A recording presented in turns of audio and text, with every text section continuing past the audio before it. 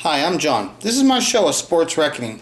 So right now in the sports card community, the real big thing is the reporting of what Sports Card Radio has done about the Kaboom thing, right? About the guaranteed Kaboom with the code and being on the box that you can read it and stuff, right? So I think differently than most people and stuff, and I ask different questions. I'm looking at things different way, and so one of the things about me right here is I knew that like this investigation is if I start asking questions, it's one of those things that like for me to look into this, it's like I'm not the kind of person, like I'm not the right person. It's not that I'm not the kind of, I know myself is that I'm not the right person to be able to find the actual answers when I start asking questions, and the time that it would put, the time and effort it would take for me to put into this kind of investigation, I can't really do it on a larger scale, but I can do a little bit.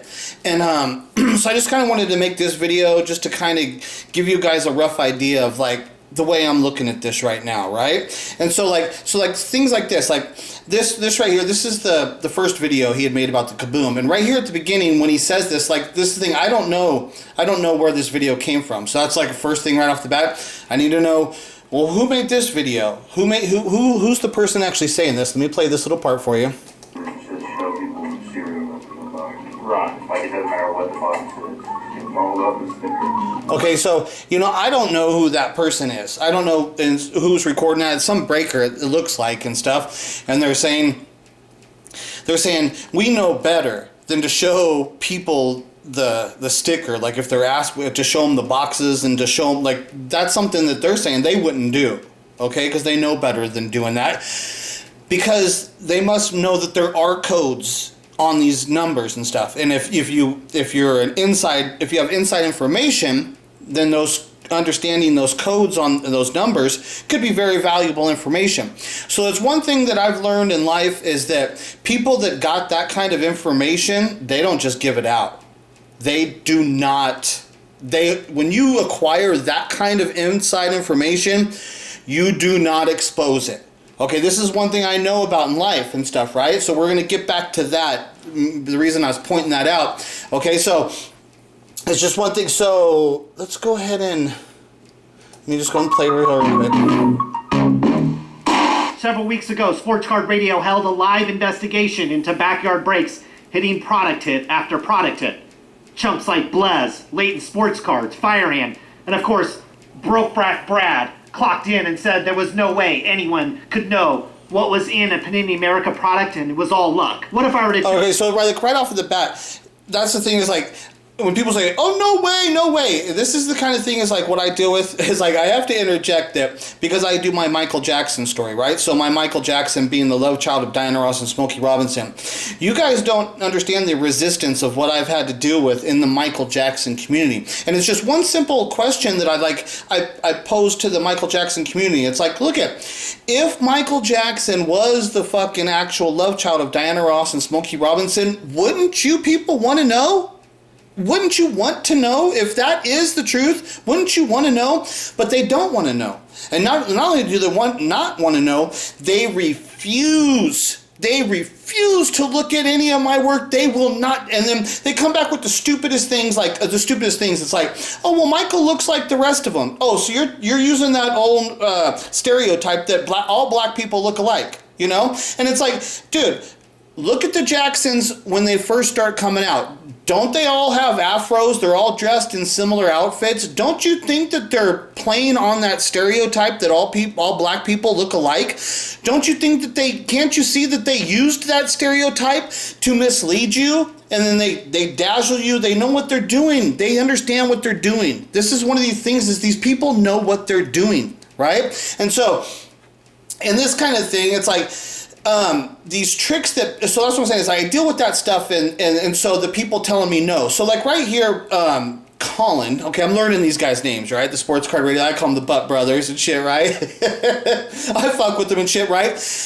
I actually personally, it's weird that they block me and they don't ever deal with me because personally, I would think that these two dudes like me more than any of you motherfuckers, right? I'm the only dude here that's like street and hardcore and coming out saying, I don't give a fuck. I ain't here doing shit for, I don't give a fuck, right? So there's a part where they like me being like that, but then there's a part where they don't like me being like that because these guys are trying to gain money and they're trying to gain fame and fortune from this. This is actually some form of a job for them, right? So it's like they like me being hardcore, but then the reality of me being hardcore, then they're like, oh, well, but yeah, he could fuck our money up and shit, right? So there's like this, there's all this weird shit that goes on and shit, right? Okay, but so,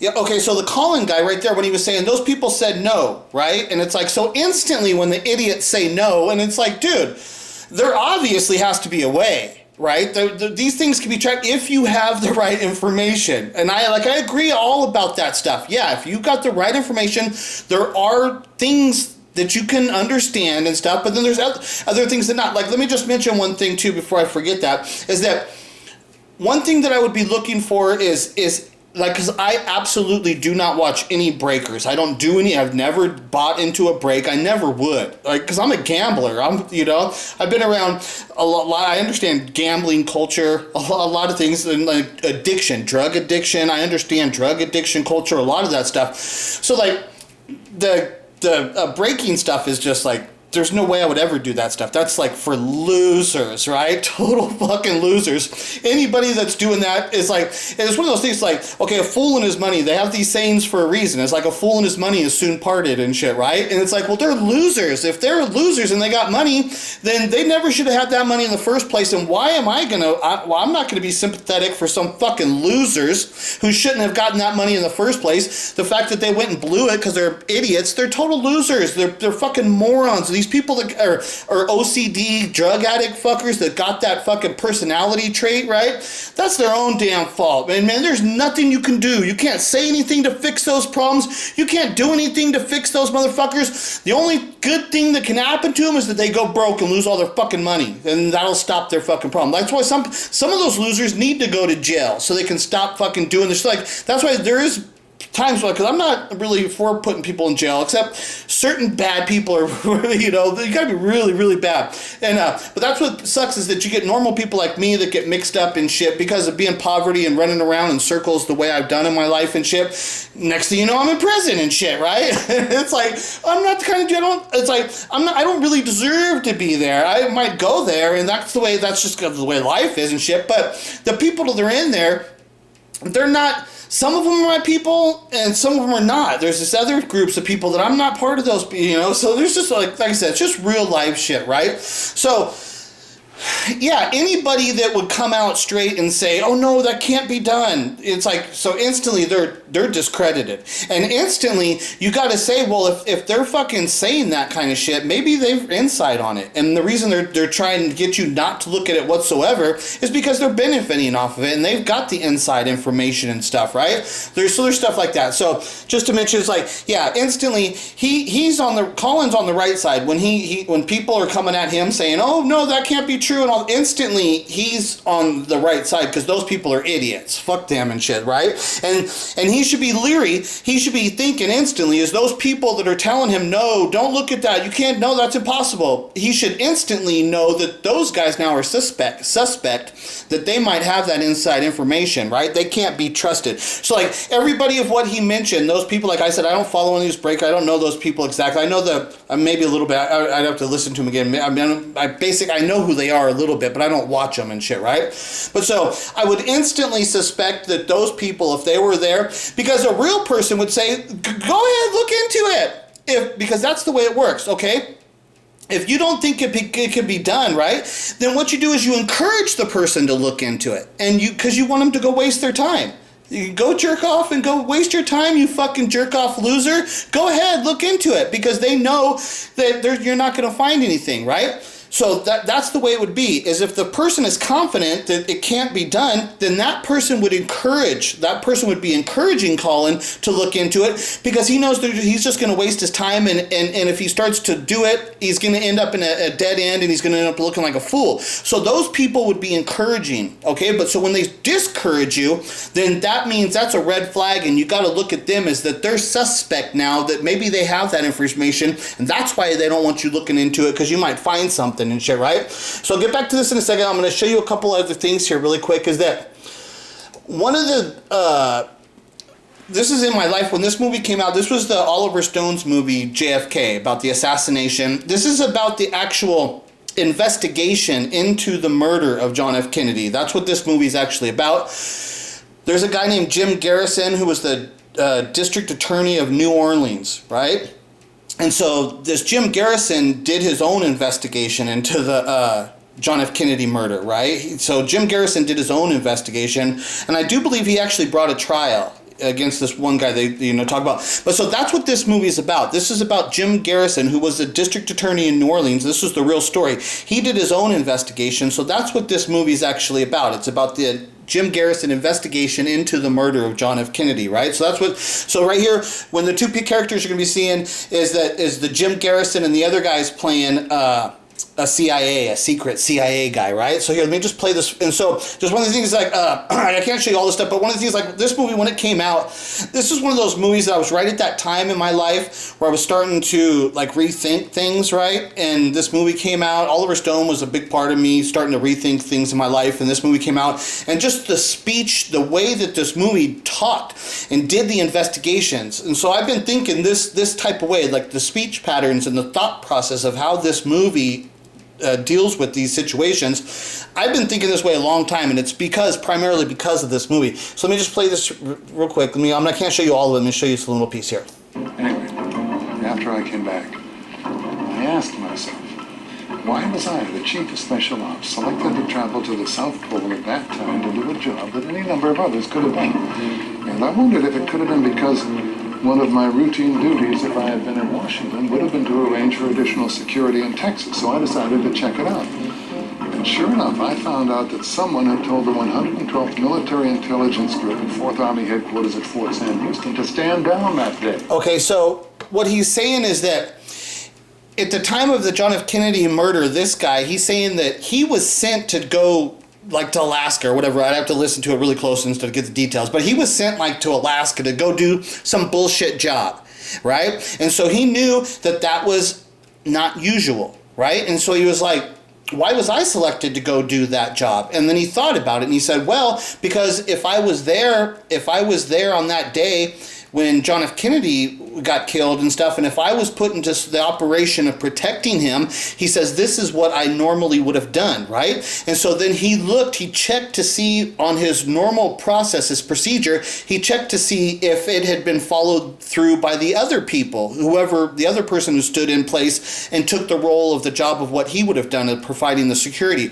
And that's what he was saying there. He said, okay, he says, since I knew what my job was supposed to be, and then they sent me away, he thought, okay, well, did they send me away on purpose because they didn't want me there doing my job? So then he checked to see what would have happened, who was the other person doing his job, and he says he found it that those people did not provide the proper security, right? So then he knows instantly, being the person he is, he knows, this is a government operation of the assassination. He can see all the elements of that, right? And so you start asking these questions. You start thinking about, well, if I was here at this time, and he starts saying, well, why was I chosen to go over there? And so I want you to understand that part about why was he chosen. The reason I'm showing you that part is because I'm going to get to that in the, it's like, why was the people chosen? Because I'm thinking now, what I'm thinking was my theory is that those people were chosen, the people that this LMS breaks, I'll get to that, I think that's the name, it's like, why did those people get exposed to this person looking at the box, right? And then you gotta understand, when the guy asked to see the code on the box, he knows that this is being videotaped, right? And then the breakers of what he used it with, those guys, from what I've seen them on doing the interviews with Sports Card Radio, they seem to be like real normal, a lower level, real honest type of guys. So it's one of these things now that I'm asking is like, was it deliberately done? Because you got to ask, it's like, well, look how obvious it was. Because the guys, it was so unusual, right? It was so unusual what had happened that they instantly had to research it. That's how we know it was super unusual, because those guys then researched exactly what had happened, and then they made the discovery, right? Because they knew that something weird had just occurred. That's what I'm saying. The fact that it occurred, so the person that knew the code went on to a show where he knew he was being videotaped. Okay, does that sound reasonable for somebody that's got access to that kind of a code and that kind of information, for him then to go on to a show that's being videotaped and to expose what he's doing? He just clearly exposed it. And he exposed it in a way that was so obvious that the guys in the breaker guys, they instantly knew that something was off about that. Then they researched it because it was on video, so they could look at actually what just happened, right? So now if you've got that code, you could go into like Burbank Cards, right? You could just go into think about in like a city, Los Angeles, how many card stores are out there. All you got to do is call them up. Hey, you guys got any of the Crown Royal in and stuff? And then they'd say, yeah, we got this many. So, okay, I'm going to come down or whatever. You say, it's okay, thanks. You don't even have to tell them that it's you, so they wouldn't even know it's you when you came in. They wouldn't know if it was the same person or not. You could have somebody else call for you so that your voices would not match up. Very easy to disguise what you're doing. And then it's easy to, and like the way the guy said the shoelaces thing, that was an obvious sign that was stupid. There's nothing there. Those are completely identical. All the guy had to say is, I'm into numerology, and there's certain numbers that are lucky for me. I add them up and I do well, right? That's all the person had to say. Instead of saying the shoelaces, because that's what I'm saying, the shoelaces, there was nothing there. So when they asked to look at the shoelaces, that throws up a sign that tells you that he was actually looking at something else. And the only other thing there, because that's what the guys said in the video, that the only other thing there was the code number. So that told him to look at the code. So it was a way the guy did it. He exposed it. I think it sounds like that it was a setup thing. And so like here, let me show you here at the end, because I'm going to go back to that. But let me show you here where they're asking the questions. Now listen to this, because this is when he says that they say, why? Why did it happen? And he says, the how and the who, that's scenery for the public. And this is what's confusing and how the world works. It's like the how and the who, that's scenery for the public. Ruby, Oswald. It keeps them guessing like some kind of parlor game. And then nobody asks the real question. Why? Why was he killed? Who had the fucking power to do it? Who had the power to fucking cover it up? Who benefited, right? You got to ask the real questions. That's why I'm saying this movie is so fucking good. And the way the speech patterns and how the questions of what they ask. So listen to this part here. Resign my commission. I never realized Kennedy was so dangerous to the establishment. Is that why? Well, that's a real question, isn't it? Why? The how and the who is just scenery for the public. Oswald, Ruby, Cuba, the mafia. Keeps them guessing like some kind of parlor game. Prevents them from asking the most important question, why? Why was Kennedy killed? Who benefited? Who has the power to cover it up? Who? Who benefited? Why was he killed? Who has the power to cover it up? Who benefited? The real questions. Why was Kennedy killed? Okay, so like those types of questions, right? So that's what I'm saying is like when you get to this part, let me play it here till we get to the. Tell you it was as simple as looking at the front of the box. More specifically, where the NBA hologram appears on all sealed product. Each box has a hologram containing a unique series of letters and numbers. What if I were to tell you in Crown Royal basketball, just by looking at the serial number on the front of the box, you could tell where the Kaboom card is located in the case. What started out as a little-known secret on Discord is now the smoking gun. Skeptics who couldn't believe simple math will have a hard time denying. Popular group breaker. Hold on right there really quick. I have to show you. He says that skeptics who couldn't believe simple math. And now this is the thing. This is where it's like, okay, now Colin, you're wrong about this part. Your simple math thing is wrong. And that's what I'm saying is like, that's one of those things. That's the kind of thing that keeps you guessing. It's called scenery for the public. It keeps them guessing. Oh, it's simple math, you know? They're getting loaded boxes. Oh, it's backyard breaks. It keeps you from asking the real fucking questions, right? And I'm going to show you your simple math, because what occurred is what they're saying, what the math has shown from what I saw in these shows was that at the time of where Backyard Breaks opened up that flawless box and got the triple logo man,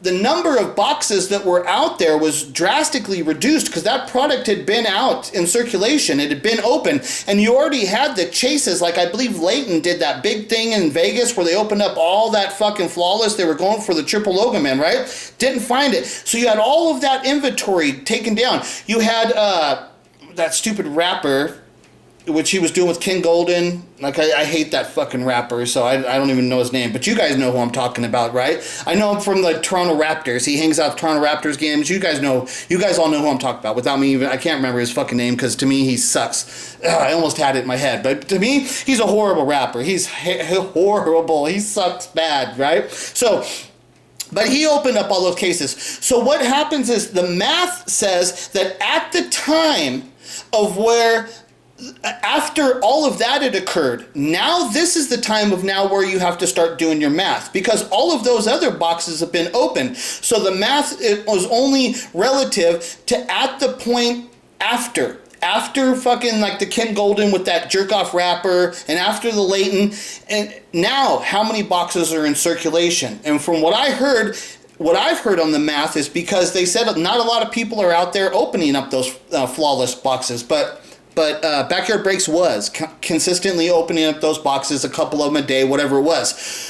So what I heard the details of the math says that at that point, when Backyard Breaks were opening up those flawless case at that point, because now the triple logo man had not been found. So whatever inventory's left, that's the inventory left. So that's the math of what you do have to deal with. And what I heard, it was 1 in 3, 30, like a 33% chance, like a 30% chance that they could have at that point, with the amount of boxes that they were opening, that they had like a 30% chance of getting that logo man at that point with how much they were opening and how much inventory was left, right? Because that's what he's saying. The simple math, and I keep saying, no, your math's wrong, and it's not relative to you. The other shit is what you're doing is good, but your math thing, and you keep pushing it, and I'm telling you, you're wrong on that. And so I just wanted to show you this part here. You know, the kid that pulled the fucking 1 of 1 Mac Jones. Now I watched this video, and I was looking for the code. I see a hologram on the bottom left of the box, but I can't see if there's a code on there.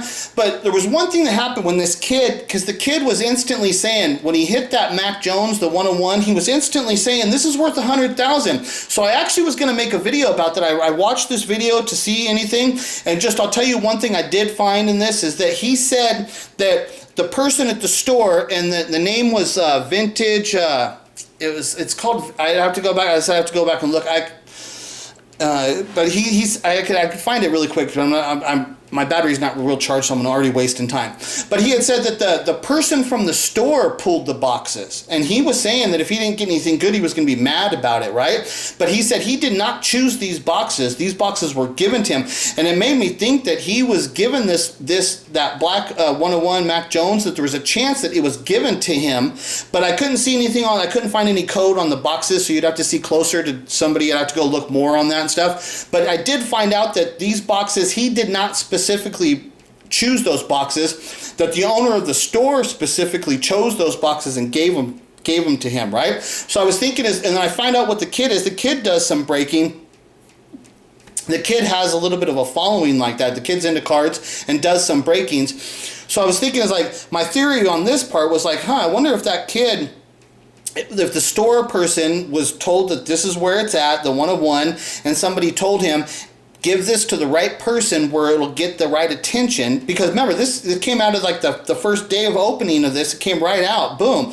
the kid hits it. That brings a lot of attention. Like, that's the kind of thing that if Panini and Prism was wanting to bring attention, that was a good thing for them if they're wanting to get, so it could be a thing where they did that, right? So, but one thing I want to show you is the kid's got 3 boxes, right? Because what Colin was saying, the simple math. And it's like, this is what I'm trying to show you about the simple math, that at Backyard Breaks, if we were talking about a 30% chance on the flawless that they could pull the logo man because of the math, that's how it sounds to work out for me. So I wanted to show you this here, is that the kid's got 3 boxes, right? And then he watch this. Yeah, you have packs in this one, Brian. Okay, then he takes away 2 boxes, right? So now that's a 33% chance, right? So the kid had, on opening up the first box, that the Max Jones, and the odds for him to pull the Mac Jones out of the first box, it was a 33% chance, right? And what happens? He pulls it out. There it is, the first box, and I'll show you right here in a second. He's gonna pull it. He's gonna pull it out here. Okay, it was like the second pack. Bam, right there. There it is. Oh my God! Okay, and he's freaking out, right? So he pulls it out. So that's like the odds. What was the odds of him pulling that card out of those boxes? It was 33% chance. Same thing with the flawless. You're dealing with like a 30% chance. So, and it shows you that that's not crazy math at all.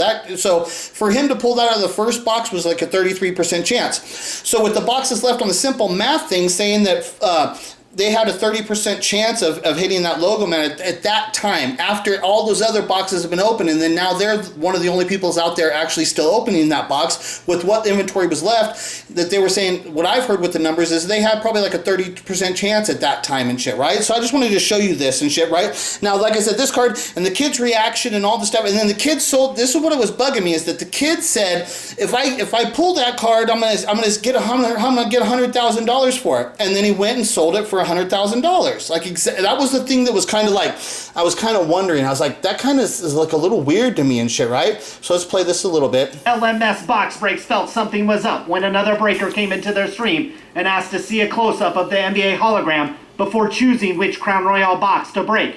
Here is the footage from that incident. Yeah, I got Crown. It's from a whole case. Crown basketball. I got 5 on me, but they're all from a full case. Okay, so now look at this is being recorded. Okay, now it's one of those things. Why would the guy do this? If you got this inside information, would you jeopardize giving that? Why would you risk this information? So it's one of the things about what I'm wondering about this and stuff is like, are these people being used as pawns? And it's like, who would have access to that information, and who would have the power to cover it up? Who benefits from this? Who benefits from this? And so this is what's happening with me now with my thinking on this. Is like, well, what's going on right now is that we know that Fanatics, it looks like they've been trying to buy Panini.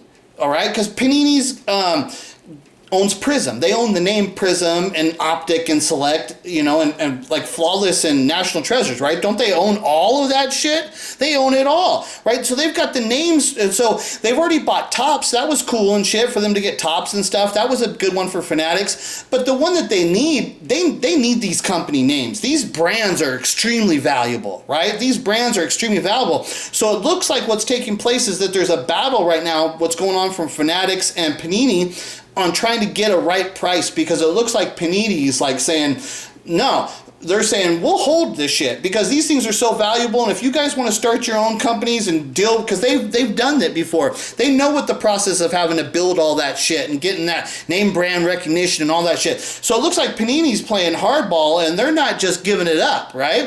And Fanatics is like wanting to get it on a good price, but they're not getting the right deal of what they want. They don't want to overpay. They're trying to get it done. But it looks like that's going on. So now, if this scandal broke out, and because this is a serious scandal, this is a serious scandal that can keep going and keep exposing, because this is the kind of thing where they know that they've been doing this shit for a long time, that the insiders know that those codes are there, and they've been certain people have had access to that shit, and they're doing so I wanted to mention something about breakers. Is there, because I don't know anything about those breakers, is there any breakers out there? Can you buy into a break and say I want to buy the Kaboom, if a Kaboom is hitting. Because, you know, from what I understand, usually people are picking the teams, okay? That's, like I said, I don't know about this stuff. So I just wanted to say this one thing, because if any of you people know about this, because it's like one of the things is about, it's like, why are the people not keeping the cards? Why would they give them to the public? And it's like, well, if they're giving to the public, then there needs to be some kind of source to feed those cards to your people, right? But you couldn't do it if you're buying teams, because how do you know what player is going to be in the card, right? Because it doesn't tell you that and shit, right? You don't know what player the Kaboom is going to be of, and it could be of anybody, right? So that's not good enough. Well, so what you would need to do then is you would need to offer in a break, you would need to offer the Kaboom, like you would need to offer that as a separate, right? That the people would buy into the breaks, you would buy your team, but then if there's somebody that offered the Kabooms on it, where you could pay to say that I want to pay for the Kaboom, so if any Kaboom is drawn, then I get it, right? So that's one thing. Like I said, I've never watched them, but if any of you people out there, that's a thing to look for. Is there any breakers who ever offered to buy into a break that you could buy the spot of the Kaboom spot, where you get all the Kabooms? Now, if that happened, if any breaker out there has offered that, then what you would see is that they're probably, then they know that the Kaboom's in the box, and then they want that Kaboom to be given to one of their friends, because they all want to profit from it. They're all greedy bastards and shit. They're dirty, greedy bastards. That's the way they would work. So it's one of those things, is like, a place to look is like, is there anybody out there who offered a breaker spot where you could actually buy the Kaboom spot, the whole Kaboom spot, not the teams, where you actually bought all of the Kabooms? That's how then you would be guaranteed, where when the person opened up the Kaboom on the screen, that it could be then they could deliver it to the person that they wanted it to go to. So that's like one of the things about that. Okay, so what I want you to see on this thing, the thing here is that, so like what I was saying is like, these guys, the LMS guys or whatever, they seem honest and shit, right? So if you give these guys this information, then most likely they're not going to keep this information and try and profit from it themselves. They're probably going to go out and expose this information to the community. So what my new theory is saying is that maybe that's what they wanted to happen. Maybe that's the whole purpose of what they actually wanted to happen. Maybe this information was given to these people through some kind of source, because like I said, who benefits off of this? Well, Fanatics benefits off of this. Fanatics now is going to have a better chance to maybe close that deal with Panini, because they're going to suffer. They're going to suffer from this, which will devalue their products. Now, think about it. Doesn't this devalue all of the fucking products from Panini? Well, who does that benefit? Fanatics, because Fanatics is trying to buy all of those products. Isn't it? Now, that's what I'm saying about this. Is this just a coincidence, or is this something that happened intentionally? Was this intentionally done? Right? And when you think about the reality of what's taking place here. I can do a deal on them too if you're interested. I can do a box deal for you, or I can do a bundle deal. You let me know. Yeah, of course. Give me 1 second. Right? This is being recorded. So the person who's asking these questions knows it's being recorded. There's the box right there. 1 auto, 1 men per box. Looking for the Kabooms. A lot of nice stuff comes out of this. This is one of my favorite products. Like I said, I got 5 on me right now. And the one thing that confused me here. And we haven't pulled a Kaboom. Which one were you looking for? The one thing that confused me here is he kind of doesn't really look really close at the first two. Then he only says, okay, I want the third one. Then that's the one he looks close at. And then that was the kind of thing I was like, that was kind of a little weird. How did he see that and shit, right? Superstitious. You talking about like this one? Like next one? See, could he see the number there? Gotcha. Next one, okay. And he said, no, next one. How did he know not to take that one? This one's got some nipples on it. Right. You take this one? See, and he's saying he takes that one. That was kind of weird. Like, how do you know that? I'm gonna put these 2 up here since we didn't say anything about them, and then I'll do a deal for you. Okay, on this one. Give me 1 second. I want to take care of you, bro. Yeah, of course. Shoelaces, yeah. Okay, so now that's the thing. He has to see the shoelaces. That's what I'm saying. He knows it's being recorded. He knows it's unusual. Everything about it. Maybe this person who did this intentionally, to get it recorded, to expose the code to the public, so that this person that would expose it and like give it to like a sports card radio, so that they could break the story to the thing. So it's like one of these things.